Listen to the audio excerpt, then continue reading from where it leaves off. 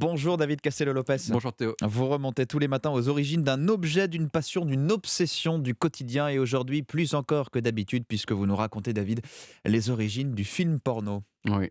Alors Théo, on l'a déjà dit ici, vous êtes né en 2004. Bien sûr. Donc nous ne sommes pas de la même génération. Mais moi Théo, je suis de la génération qui s'est trouvée à cheval entre le monde analogique et le monde numérique. Et donc je fais partie de la dernière génération qui a connu l'époque lointaine du porno rare. Du porno qui se mérite et qui coûte cher. La VHS. Voilà, la dernière génération à avoir connu ces minutes passées devant le kiosque à journaux pour trouver le courage d'aller demander au kiosquier bonjour monsieur, je voudrais Penthouse s'il vous plaît, c'est pour mon papa. La dernière génération à savoir que le premier samedi du mois, ça veut dire autre chose que simplement le premier samedi du mois. Et tout ça, bien sûr, ça fait que nécessairement, les choses porno que j'ai vues à l'adolescence, elles m'ont marqué profondément. Théo, vous ne pouvez pas vous souvenir de Dragixa. Non, Vous ne jamais. pouvez pas vous souvenir de Julia Chanel. Non plus. Ni de Tabata Cash. Non. C'était des stars secrètes, toutes ces filles-là, toutes ces actrices-là, mais c'était des stars quand même. Mais aujourd'hui, des stars du porno de cette envergure-là, il n'y en a plus vraiment parce qu'on n'a plus besoin d'elles. On tape 3 mots en anglais dans une barre de recherche et on vous propose 5000 vidéos qui correspondent exactement à votre déviance ou à votre absence de déviance. Je ne suis pas sectaire. Je ne sais pas quels peuvent être vos mots-clés, Théo. Peut-être respect, savoir-vivre, Ça correspond autour de ça. Ouais. propreté. Mais si c'est ça, c'est sûr que vous trouverez quelque chose qui vous convient. Même Stéphane Bern, je suis sûr qu'il y a des choses pour lui. C'est quoi les mots-clés de Stéphane Je suis Bern sûr que si Stéphane Bern tape patrimoine XXX sur Pornhub, il trouvera des tombereaux de choses tout à fait à son goût. Je sais pas, par exemple, une scène où une mère de famille essaye de convaincre un inspecteur des impôts de l'exonérer de l'ISF.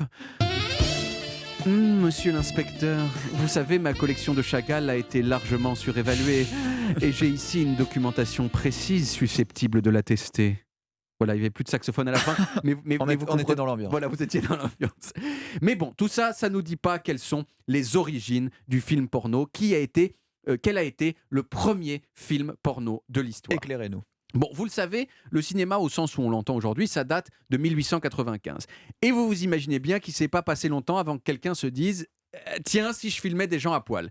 Et donc, le premier film érotique connu, il date de 1896. Voilà. C'est pas encore porno, hein. Ça s'appelle Le coucher de la mariée. Il est disponible sur YouTube, on peut le voir. L'histoire est assez simple, hein. C'est l'histoire d'une fille qui enlève ses vêtements. Voilà. Une mariée qui enlève ses vêtements. D'accord. Voilà. Moi, je veux dire, c'est un tout petit peu décevant quand même, si vous allez le voir sur YouTube, parce que, en fait, le film, de départ, faisait 7 minutes. De ces 7 minutes, il n'en reste que 4. Et ces 4 minutes, ce sont celles du début du striptease et non pas de la fin. Donc la mariée, dans ce qu'on voit, n'a enlevé que les 3 ou 4 premières couches de vêtements qu'elle porte, parce que c'est des mariées de 1900, donc elles ont plein de couches. Et on ne sait pas exactement ce qui se passait à la fin, mais on imagine qu'elle devait enlever un petit peu plus que ça. Mais là, bon, encore une fois, là, dans ce premier film, c'est plutôt de l'érotisme que du porno. Le premier film qui montre des gens qui font vraiment leur affaire, j'aime bien utiliser des expressions des années 40 pour parler de ça. C'est très suranné. Voilà, le premier film porno à proprement parler qui nous soit parvenu et dont on soit sûr de la date, il date de 1908 et il s'appelle La Bonne Auberge. Quel titre. La Bonne Auberge, je l'ai vu aussi, et là c'est hot quand même. Là c'est hot.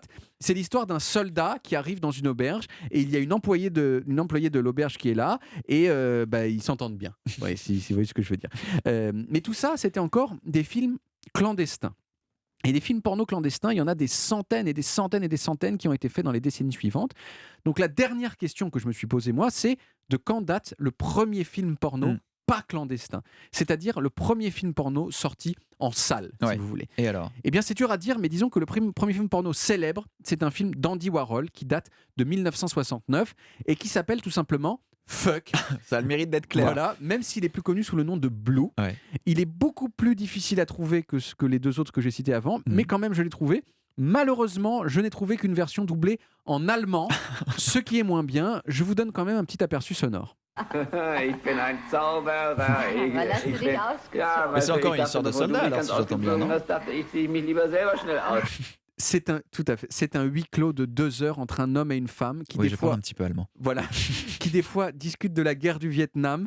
Enfin, j'ai cru comprendre, mais vous le savez mieux que moi, mon allemand est un peu rouillé, mais J'ai le juste vôtre, compris le mot Ich bin ein Soldat qui veut dire je suis un soldat. Mais voilà, ça ne va pas plus loin. tout à fait. Donc ils parlent de la guerre du Vietnam et des fois ils chahutent un petit peu comme des ados et des fois, voilà, fuck quoi. Voilà. Enfin bon, tout ça maintenant c'est bien loin hein, avec Pornhub et l'ISF, mais j'espère quand même que vous avez apprécié ce petit voyage dans la préhistoire de la chose. Merci beaucoup, en effet, pour ce voyage. Merci beaucoup, David Castello-Lopez.